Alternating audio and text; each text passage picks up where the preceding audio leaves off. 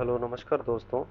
TLC के YouTube channel पे आपका स्वागत है। आज हम बात करेंगे जो स्टेनो का स्किल टेस्ट तैयारी कर रहे हैं बच्चे, जिनका सीबीटी एग्ज़ाम अभी हो गया है और आंसर की में उन्होंने जो अच्छे नंबर उनको मिल रहे हैं, 120 या 25 नंबर प्लस मिल रहे हैं उनको।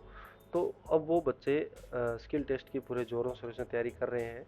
तो अब उसमें जो वो ट्रांसक्राइब कर रहे हैं, तो बड़ा बड़ा डाउट ये रहता है उनको कि किस गलती को कैसे कैलकुलेट करना है। एसएससी किस गलती को हाफ मिस्टेक मानेगा, किस गलती को पूर्ण गलती मानेगा।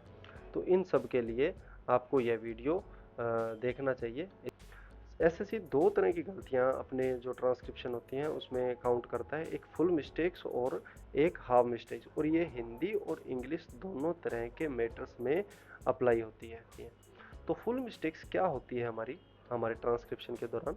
तो सबसे पहले फुल मिस्टेक वो शब्द होता है, वो वर्ड होता है जो हमने ट्रांसक्राइब करते समय, ट्रांसलेट करते समय उसको लिखा ही नहीं है, उसको छोड़ दिया है, भूल गए हैं लिखना, या किसी तरह से वजह से हमारा छूट गया है, तो उसको हमारी पूरी गलती माना जाएगा। फिर हम आते हैं नेक्स्ट, जो दूसरी हमारी फुल मिस्टेक मानी जाएगी वो सब्स्टिट्यूशन। जैसे हमने किसी शब्द से डिक्टेशन में हमने ठीक लिखा, अब लेकिन हम डिक्टेशन में जो बोला गया शब्द वो हमने नहीं लिखा, और उसके जगह हमने कोई दूसरा शब्द अपने अनुमान से या गलत पढ़ के उस शब्द को वहाँ पर सब्स्टिट्यूट उसका लगा दिया। अब इसमें ऐसा होगा कि आपने जो वर्ड छोड़ा है वो तो आपकी गलती होगी ही, साथ में जो आपने सब्स्टिट्यूट लगाया है वो भी आपकी एक पूरी गलती मानी जाएगी। तो यहाँ पर आपको ये ध्यान रखना है कि एक शब्द तो आपने छोड़ा है और एक शब्द आपने सब्स्टिट्यूट के रूप में लगाया है, तो आपकी इस तरह से दो गलतियाँ यहाँ पर हो जाती हैं। तो इन चीज़ों का ध्यान रखना है कि आपकी जो ट्रांसक्राइब कर रहे हैं तो जो डिक्टेशन में शब्द बोला जा रहा है उसी को हम उच्चारण में वापस से ठीक से लिखें। कि every substitution of a wrong word or figure, if a figure is written incorrectly in the numeral or word both।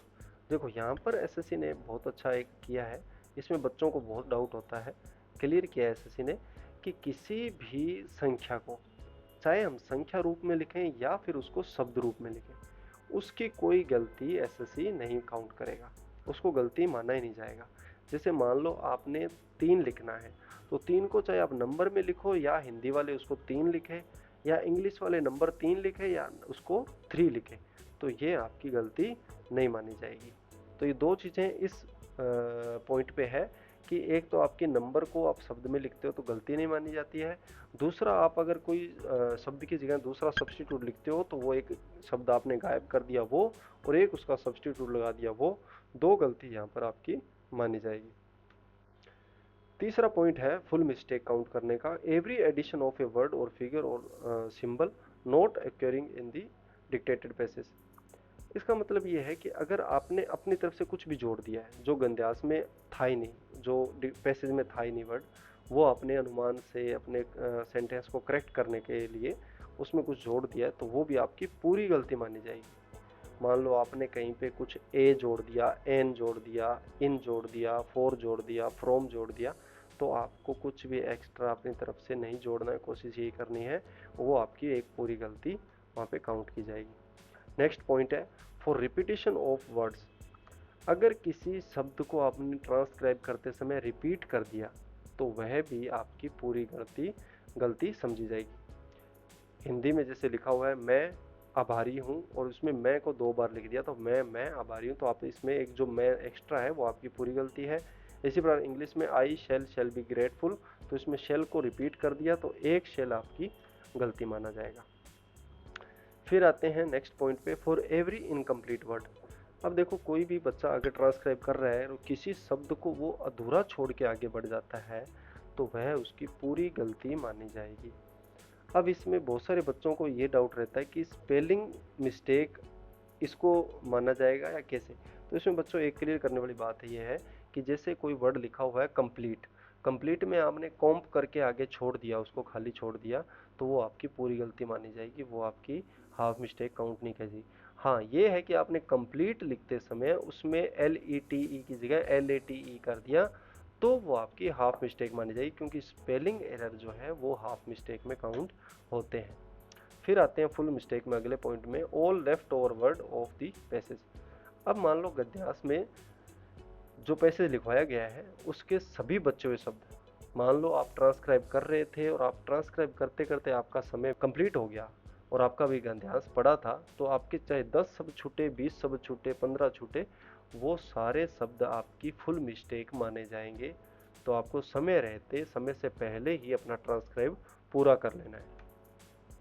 फिर आते हैं अगले पॉइंट पे, candidates are required to type the actual words as dictated, abbreviations used for expanded words will be treated as a full mistake and vice वर्सा।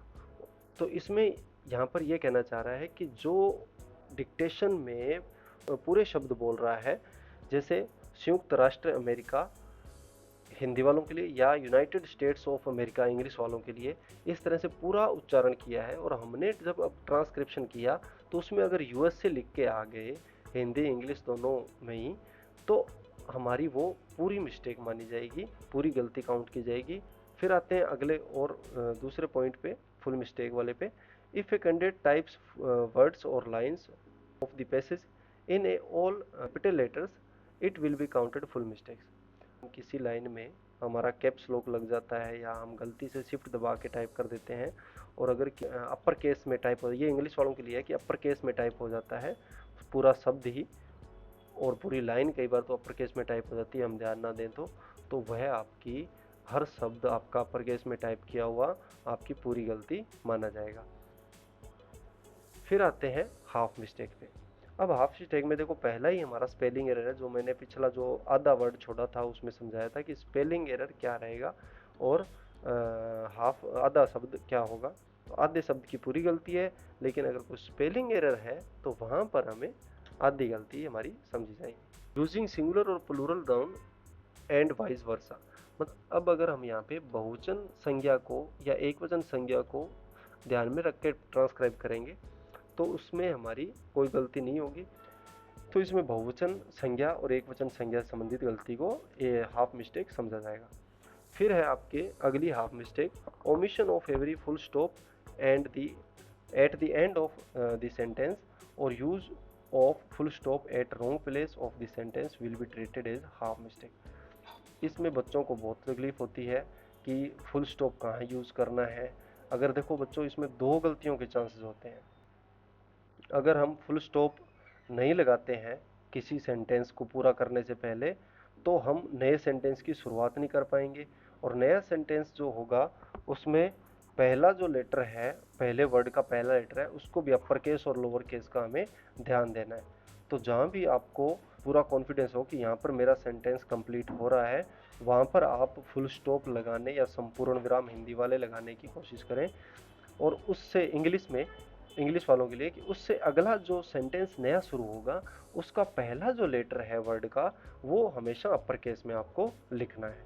यह भी आपकी आगे आने वाली है इसमें गलती, कि अपर केस और लोअर केस वाली भी गलती आपकी हाफ मिस्टेक मानी जाती है। अब इसमें आते हैं, ये आ गया है use of small letter at the beginning of the sentence. अगर आप कोई भी वाक्य शुरू करते हैं इंग्लिश में, तो उसका पहला जो लेटर है वो हमेशा अपर केस में लिखा जाएगा। और भी अपर केस के ध्यान रखने वाली चीज़ें हैं वो यहाँ पर है। Non capitalization of proper noun, ये भी आपकी हाफ मिस्टेक मानी जाती है कि किसी आदमी का नाम है, उसका पहला लेटर कैपिटल, किसी जगह का नाम है पहला लेटर कैपिटल, किसी ऑफिस वगैरह का नाम है तो पहला लेटर कैपिटल। ठीक है, तो इस तरह से एग्जाम्पल भी दिए गए हैं, जैसे श्याम, संसद भवन, बिहार, गृह मंत्रालय, कर्मचारी चयन आयोग आदि। अब इसमें हिंदी वालों के लिए समस्या नहीं है अपर केस लोअर केस वाली, लेकिन इंग्लिश वालों के लिए समस्या है कि किस शब्द में हमें पहला लेटर है वो कैपिटल रखना है और उसमें टाइप करना है। तो इंग्लिश वाले इस चीज़ पे खास ध्यान देंगे। फिर आते हैं अब हमारी खास नोट पे। इसमें जो खास बात है, जो ध्यान वाली बात है, वो ये है कि एसएससी ने कहा है कि जैसे जो शब्द जिस रूप में प्रचलन में है, जैसे ऑनरेबल इस रूप में भी प्रचलन में है, इस रूप में भी प्रचलन में है, ये रूप भी ऑनरेबल का लिखा जाता है, ये रूप भी लिखा जाता है और ये रूप भी लिखा जाता है। तो हमें अब ऑनरेबल को वहाँ पर अपने ट्रांसक्रिप्शन में कैसा लिखना है, तो एसएससी कहता है कि यह आपकी गलती नहीं मानी जाएगी। आप ऑनरेबल ऐसे लिखें, ऐसे लिखें, ऐसे लिखें या ऐसे लिखें, ऑनरेबल आपका ठीक समझा जाएगा। हिंदी में भी अगर ऐसा कोई शब्द चलन में है तो वह हिंदी में भी अलाउ है, उसमें गलती नहीं माना जाएगा उसको। अब आते हैं मिस्टेक्स काउंट कैसे होगी आपकी। तो इसमें बच्चों एक बार ये देखना कि आप जब ट्रांसक्राइब करते हैं तो इस तरह से कैलकुलेट करें। पहले अपनी फुल मिस्टेक्स को लिख लें कि आपकी 10 फुल मिस्टेक है या 5 फुल मिस्टेक है। अब अपनी हाफ मिस्टेक्स को लिख लें, अगर आपकी 10 है, 15 है, 20 है, और उनको डिवाइड बाई 2 करें। अब जो वर्ड्स आपके नीचे पूरे वर्ड्स हैं पैसेज में, जितने मास्टर पैसेज में जितने वर्ड्स हैं उनको आपको नीचे लिखना है और इनटू 100 लिख के इनको आपको कैलकुलेट करना है। तो जो परसेंटेज आएगा वो आपकी कैलकुलेशन मिस्टेक्स की सही कैलकुलेशन होगी।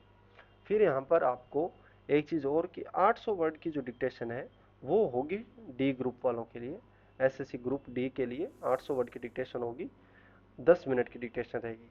और जो ग्रुप सी के लिए एलिजिबल हैं बच्चे, उनके लिए 1000 वर्ड की डिक्टेशन होगी और 100 वर्ड पर मिनट की स्पीड में 10 मिनट में वो डिक्टेशन आपकी पूरी की जाएगी।